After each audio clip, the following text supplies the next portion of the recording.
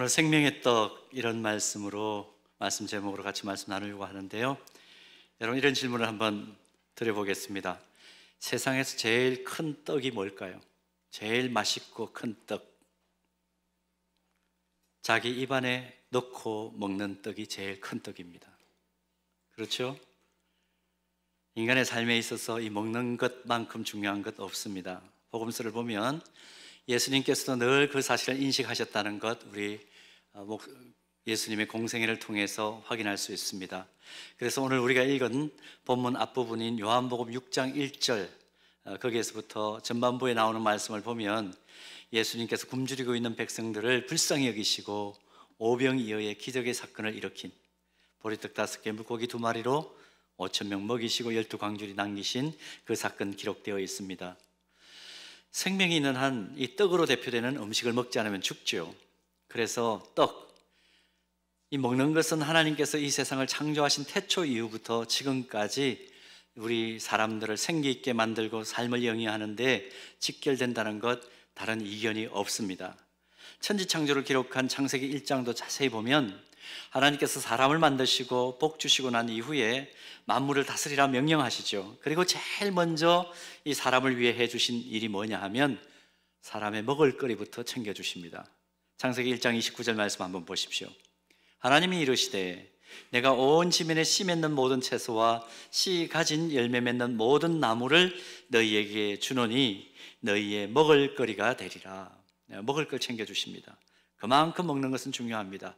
우리나라 사람들 그래서 이 부분에 있어서는 굉장히 성경적인 것 같습니다. 우리나라 사람들 먹는 것 진심이죠. 식탁 앞에서만 먹는 게 아니고 항상 일상에서 뭔가를 먹습니다. 사용하는 언어 자체가 모두가 먹는 거예요.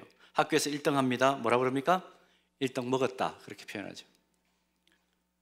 챔피언 되고 난 뒤에도 건두 선수가 뭐라고 그랬습니까? 나 챔피언 먹었어 그렇게 표현했습니다. 친구를 사귈 때도 우리 친구 먹자 이렇게 표현합니다.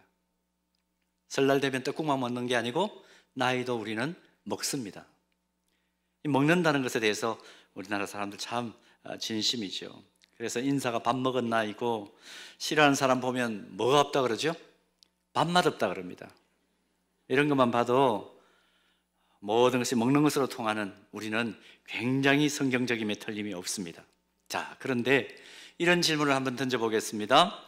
육신의 허기를 채우는 음식 잘 먹는 것만으로 우리가 과연 행복해질 수 있는가? 진짜 행복해질 수 있을까? 잘 살 수 있을까? 다 먹고 살려고 하는 짓이야. 목구멍이 포도청이야. 이런 의식에 압도당해서 육신의 생명 유지와 건강을 위해 눈에 보이는 음식을 먹는 것, 이것으로만 우리는 만족하고 진짜 행복해질 수 있을까? 예수님께서 이런 대답을 해주십니다. 누가복음 4장 4절 말씀. 예수께서 대답하시되, 누가복음 4장 4절 말씀 한번 볼까요? 예수께서 대답하시되 기록된 바 사람이 뭐로만 살 것이 아니요 떡으로만 살 것이 아니라 하였느니라. 우리 몸을 위한 음식도 건강을 위해서 물론 중요합니다. 그 부정하는 것 아닙니다. 그러나 우리 영혼의 허기를 채워줄 영적 양식의 필요를 주님은 강조해 주고 계십니다. 주전 8세기에 예수님 성육신 하시기 한 800여 년 전쯤에 뽕나무를 키우고 양을 치던 농부요 목자였던 한 사람이 있습니다. 근데 이 사람이 선지자로 부름을 받았어요. 누구냐 하면 아모스 선지자라는 선지자입니다. 이분이 일찍이 이 진리를 깨닫고 이스라엘 백성들을 향해서 이런 선포를 합니다. 아모스 8장 11절 말씀인데요. 주 여호와의 말씀이니라. 보라 날이 이를지라 내가 기근을 땅에 보내리니 양식이 없어 주림이 아니며 물이 없어 가람이 아니요 여호와의 말씀을 듣지 못한 기갈이라. 너희들 진짜 기갈이 뭔지 아느냐? 하나님의 말씀을 지금 대언하고 있습니다. 한평생을 살면서 영육 간의 진정한 행복을 누리기 위해서는 육신의 건강을 위해서 우리의 입으로 먹는 이 떡을 잘 먹는 것도 중요하다. 그렇지만 영혼의 허기와 기갈을 채워주고 살리는 진정한 생명의 떡인 하나님의 말씀이 절대적으로 필요한 것이야 하나님의 말씀을 대언하고 있습니다. 그렇다면 진정한 생명의 떡이요 완전한 하나님의 말씀은 도대체 뭘까요? 사도 요한은 요한복음 1장 1절에서 태초부터 계신 말씀이 하나님이시라 그렇게 증언을 합니다. 이어서 요한복음 1장 14절 말씀 보면 그 말씀이 육신을 입으셨다 그렇게 증언을 합니다. 그런데 오늘 본문인 요한복음 6장 35절 말씀 보면 육신이 된 태초부터 계셨던 그 말씀, 성육신 하신 이 말씀이신 예수님께서 스스로 이렇게 선언하십니다. 예수께서 이르시되, 우리 노란 색깔 같이 읽을까요? 나는 생명의 떡이니 내게 오는 자는 결코 줄이지 아니할 터이요 나를 믿는 자는 영원히 목마르지 아니하리라. 아멘. 스스로를 생명의 떡이라 밝혀주십니다. 헬라어에서는 생명을 표현할 때 두 가지 단어를 사용합니다. 하나는 비오스라는 단어가 있고요, 또 하나는 조에라고 이제 액센트를 정확하게 표현하면 조에라는 단어입니다. 비오스는 이 땅에서 호흡을 하고 심장이 뛰는 동안에 유지되는 인간의 육체적 생명을 이야기할 때 이 비오스라는 단어를 씁니다. 바이오라는 말이 그 말에서 나왔겠죠. 그리고 조에라는 단어는 생명의 원천이신 하나님과 연결되어 있는 생명을 일컬을 때 이 조에라는 단어를 씁니다. 그래서 하나님과 교제하다가 영원한 천국에서 영생하는 생명을 가리킬 때도 이 조에라는 단어를 사용합니다. 오늘 본문 35절에는 어떤 단어가 사용되었느냐 하면 예수님께서 스스로 생명의 떡이라 말씀하실 때 이 생명이라는 단어는 조에라는 단어입니다. 영원한 생명이라는 의미죠. 그러므로 지금 예수님은 하나님을 알고 하나님과 친밀하게 교제하고 하나님과 함께 영원히 사는 영생을 주는 조에의 떡, 영생의 떡, 생명의 떡이다. 그게 누구냐? 바로 나야. 이렇게 밝혀주십니다. 이 생명의 떡을 먹는 자 영원히 굶주리지도 않고 영원히 목마르지도 않는 복 있는 인생이 된다. 진짜 복 있는 인생이 된다. 그렇게 밝혀주십니다. 결국 우리가 한평생 이 세상을 살아가면서 생명력 있게 살아갈 뿐만 아니라 영생 복락을 누리는 길은 이제 명확해졌습니다. 뭡니까? 영원한 생명의 떡이신 예수님을 먹는 것입니다. 영원한 생명이신 예수님을 먹는 것. 근데 생각을 정돈해 보면 예수님이 생명의 떡인 것은 아닌데 이 생명의 떡이신 예수님을 어떻게 먹지? 그런 질문이 마음속에 올라옵니다. 현실적으로 보면 생명의 떡이신 예수님을 먹는 것은 불가능하죠. 어떻게 우리가 예수님을 먹을 수 있습니까? 그래서 예수님은 오늘 본문 35절에서 두 가지 구체적인 행동을 가르쳐 주셨습니다. 예수께서 이르시되 나는 생명의 떡이니 어떤 자가 떡을 먹는다고요? 내게 오는 자가 떡을 먹는다. 그러면 결코 줄이지 아니할 것이요 또 어떤 사람? 나를 믿는 자, 생명의 떡을 먹는 사람이다. 그 사람은 영원히 목마르지 아니할 것이야. 요한복음 6장 40절 말씀에도 보면 하나님의 백성들이 생명의 떡이신 예수님을 먹는 행위를 이렇게 바꾸어 표현해 주십니다. 내 아버지의 뜻은 아들을 보고 믿는 자마다 영생을 얻는 이것이니, 보고 믿는 자마다 영생을 얻는 이것이니 마지막 날에 내가 이를 다시 살리리라 하시니라. 예수님께 나아오는 사람, 예수님을 믿는 사람이 바로 생명의 떡이신 예수님을 믿는 것입니다. 그리고 좀 더 구체적으로 예수님께로 나아오는 것, 예수님을 믿는 것은 도대체 어떤 의미인가? 요한복음 6장 54절과 55절 말씀을 보면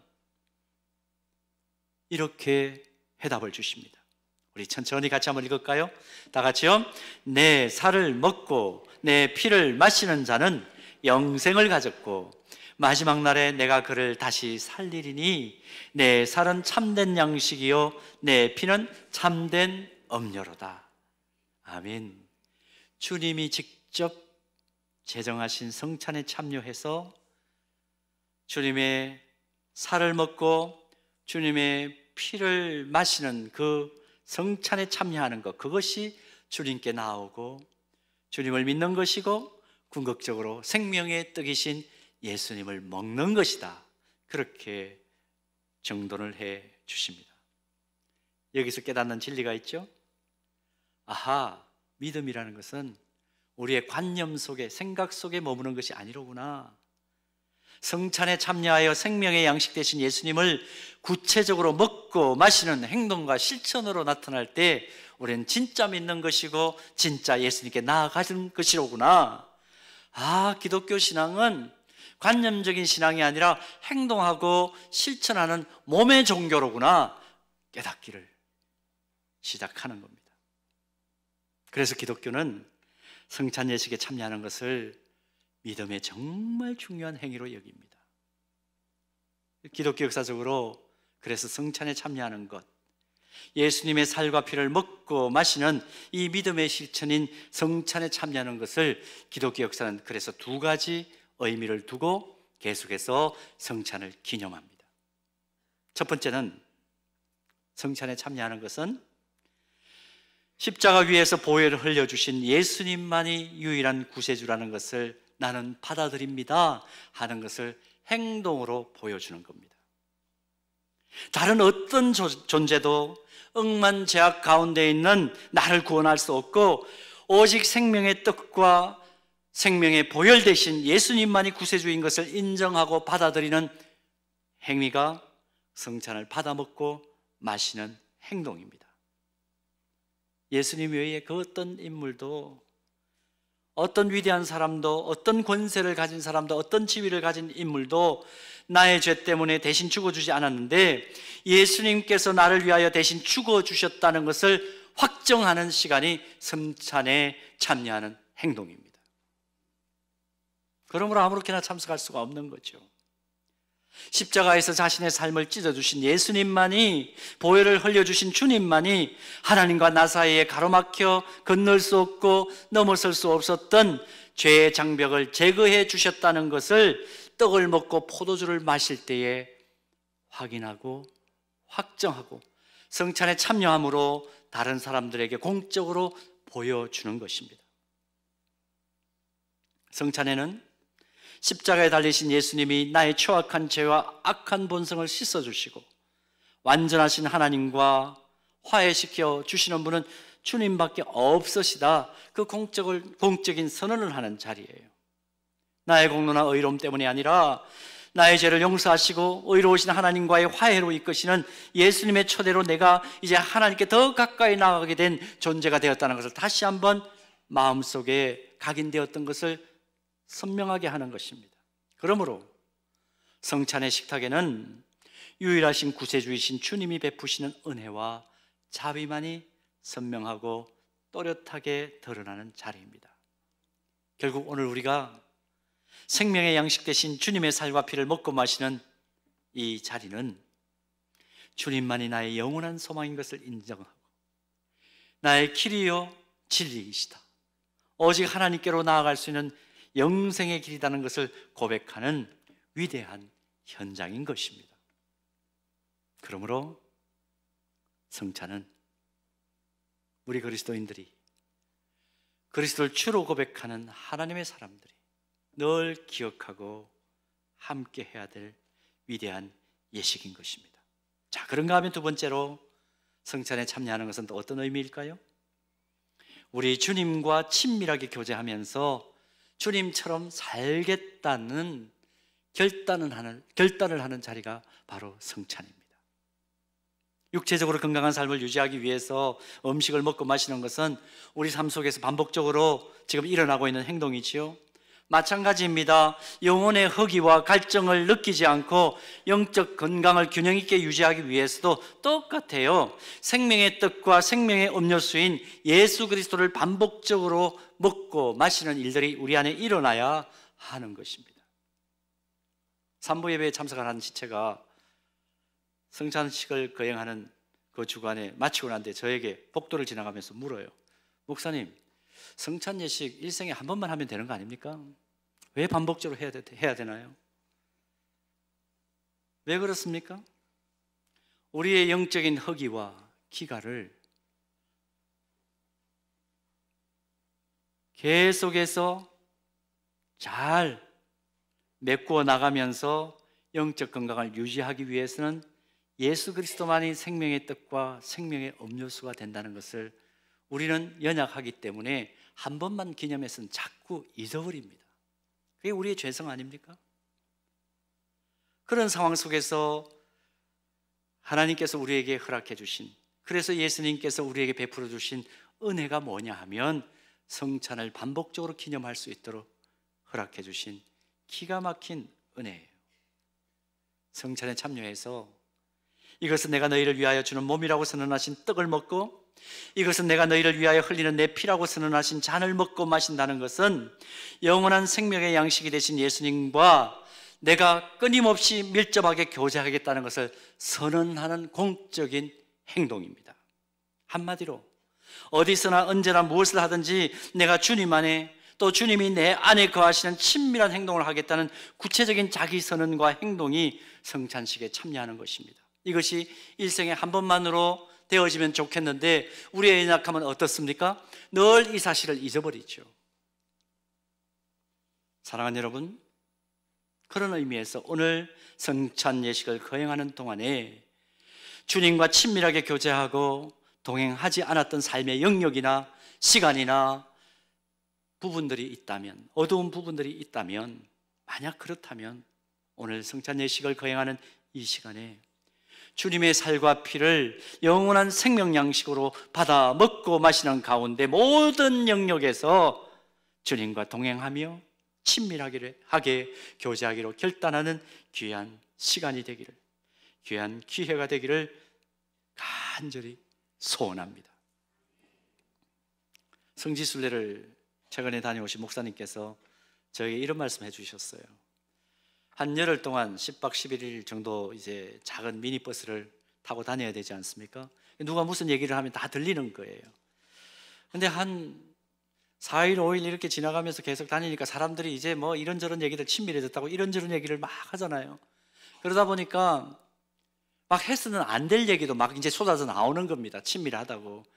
누가 들으면 꼭 시험 들 수밖에 없는 얘기까지도 그냥 거침없이 하더래요. 근데 어느 날이었습니다.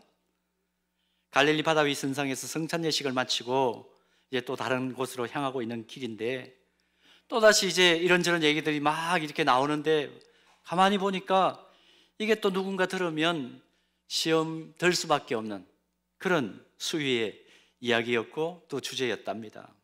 근데 이때 어느 성도 한 분이 큰 소리로 이렇게 말하더래요. 방금 우리가 거룩한 성찬 예식을 거행했습니다. 지금 우리 가운데 예수님께서 함께 계신다는 것을 우리 기억했으면 좋겠습니다. 그렇게 큰 소리로 얘기를 하더래요. 그 이후에 어떻게 됐을까요? 버스 안에 대화의 주제가 달라지더라는 겁니다. 왜요? 인식을 하는 거죠. 함께했던 성도들이 이 자리에는 주님이 우리와 함께 계셔. 우리가 지금까지 인식을 못했는데 성찬 예식 했지. 그렇지, 성찬은 주님이 우리와 함께, 우리 안에, 우리가 주님 안에 거하시는 그런 우리 성찬 예식을 거행했지. 그렇다면 그런 우리들이 함께 움직이는 이 상황에도 주님은 함께 계셔. 그 인식이 새로워진 것입니다. 서울에 돌아올 때까지 버스 안의 대화가 얼마나 은혜스러운지 모른다는 그런 경험을 털어놓았습니다.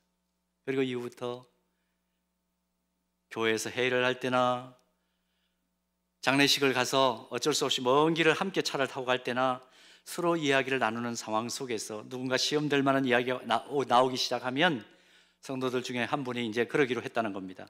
지금 우리 가운데 예수님이 함께 계십니다. 교회 공동체 전체적으로 말로 인한 시험이 확 줄어드는 거죠. 하나의 비근한 예를 말씀드렸습니다만은 서현교회는 차원이 다르기 때문에 이런 일은 안 일어날 거예요. 적어도 저는 그렇게 믿습니다. 근데 왜 믿지 않는 표정으로 저를 쳐다보십니까? 저는 그렇게 될 줄로 믿습니다. 이미 된 줄로 믿습니다. 차원이 달라야죠. 왜 성찬에 참여합니까? 예수님의 살과 피를 먹고 마시는 이유는 나와 함께 하시는 예수님과 함께 나는 어디를 가든지 언제든지 무엇을 하든지 동행한다는 것을 확정짓는 자리 아닙니까? 오늘 이 놀라운 사실이 다시 한번 깨달아지기를 소원합니다. 오늘 성찬 예식을 통해서 주님만이 나의 유일한 소망이 되신 것을 우리 다시 한번 확인하고 확정하십시다. 그리고 거룩하신 주님이 지금 함께 하시고 어디든 언제든 무엇을 하든지 나는 주님과 함께 동행하고, 그래서 예수님처럼 생각하고 말하고 행동하며 살겠다고 결단하는 귀한 이 자리가 되기를 주님의 이름으로 축원합니다.